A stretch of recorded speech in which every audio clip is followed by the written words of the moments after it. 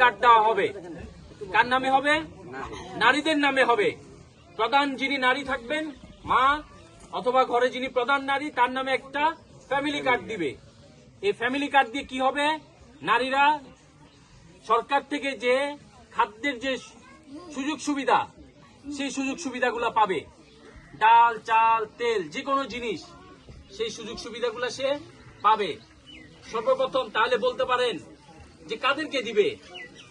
আপনাদের মতন যারা আছেন, যারা আপনারা আপনাদের জীবনযাপন কষ্ট করে এই দেশটাকে গড়তেছেন, আমার সেই মা বোন যারা ঘরের প্রধান, আপনাদের জন্য সে, নারীদের জন্য সে কার্ড দিবে। এই কার্ড দিয়ে আপনি সরকার থেকে আপনি খাদ্যের সুযোগ সুবিধাগুলো পাবেন, বিনামূল্যে পাবেন। তাহলে আপনি যখন বিনামূল্যে পাবেন, আপনার ধরেন খাওয়ার জন্য আপনার প্রতি মাসে 3-4 হাজার টাকা লাগতো বা 5 হাজার টাকা লাগতো, টাকাগুলো বেঁচে গেছে না? তাইলে এই টাকাগুলো দিয়ে আপনি কি করবেন? আপনাকে উদ্যোক্তা হওয়ার জন্য, আপনি নিজে কিছু করার জন্য, আপনি ধরেন 10টা হাঁস পাললেন, 10টা মুরগি পাললেন, একটা আপনার হলো ছাগল পাললেন। আপনি নিজে আস্তে আস্তে আপনার সংসারে আয় ইনকাম বাড়ানোর জন্য আপনি টাকাটা দিয়ে আপনি খরচ করলেন। সরকার আপনাকে খাদ্যের জন্য সহযোগিতা দিবে বিনামূল্যে।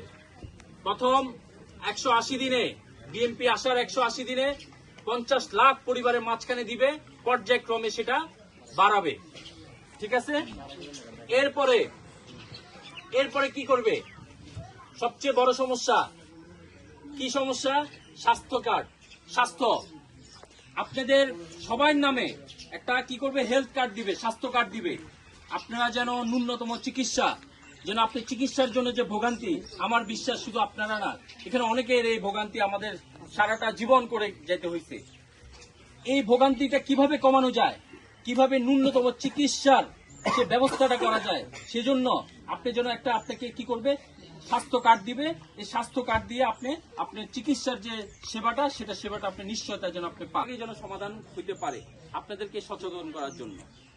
এরকম বিভিন্ন পরিকল্পনা আছে। এই তারেক রহমানের এই বিভিন্ন পরিকল্পনা আছে বিএনপির।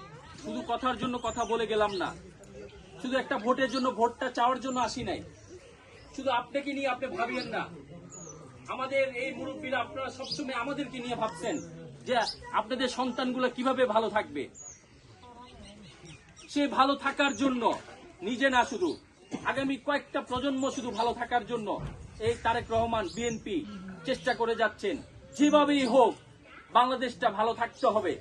এই বাংলাদেশের মানুষ যদি ভালো না থাকে, কেউ ভালো থাকবে না। এই বাংলাদেশটাকে ভালো থাকার জন্য আমাদের সবচেয়ে